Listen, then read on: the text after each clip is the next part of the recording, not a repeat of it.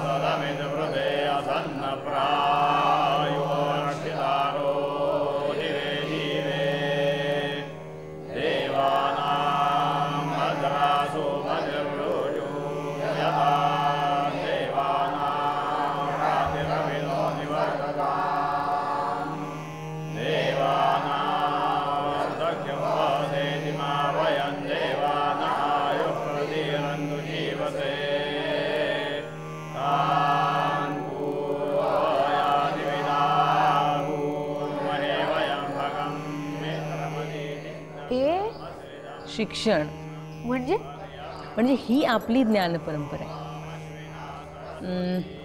म्हणजे बघ, तू आता 7वीत आहेस. हो.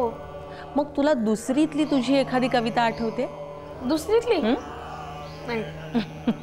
नाही आठवत आहे ना आता?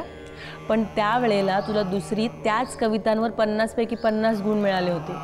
हो, म्हणजे मिळाले होते, पण आता नाही आठवत. ठीक आहे, राहू दे.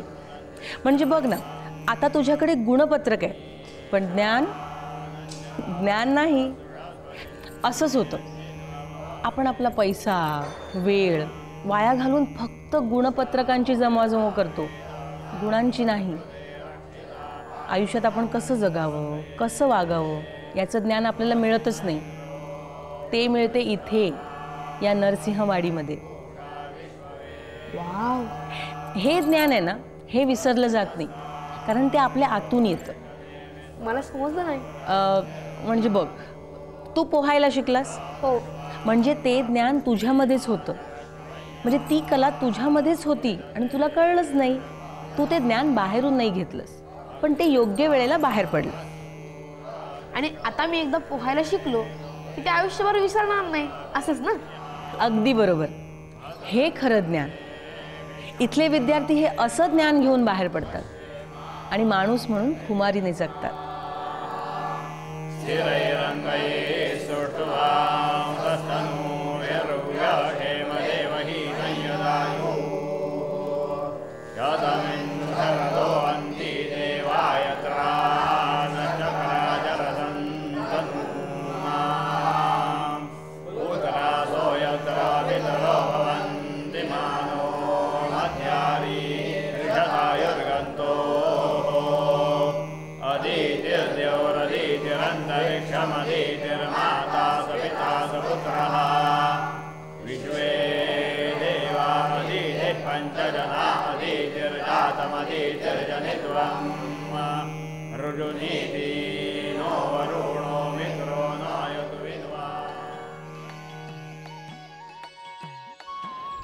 रघु काका,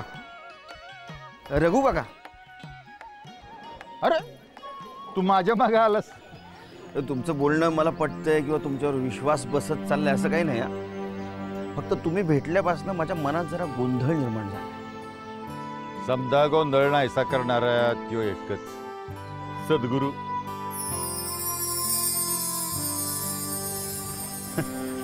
मी नाही मानत, कारण आत्मविश्वास हाच गुरु मी मानतो. मग आज कुठं आहे त्यो आत्मविश्वास? तेच कळत नाही रघु काका. कारण इथे आल्यापासून माझ्यामध्ये एक नवचैतन्य शिरू पाहतोय आणि मी त्याला थारा देत नाही.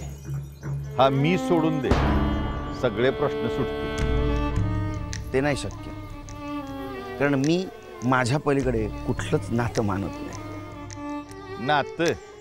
नातं म्हणजे काय असतं रे?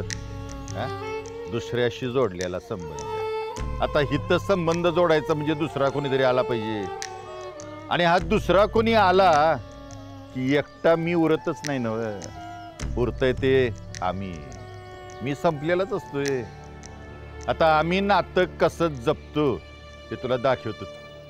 चल ये ये ये.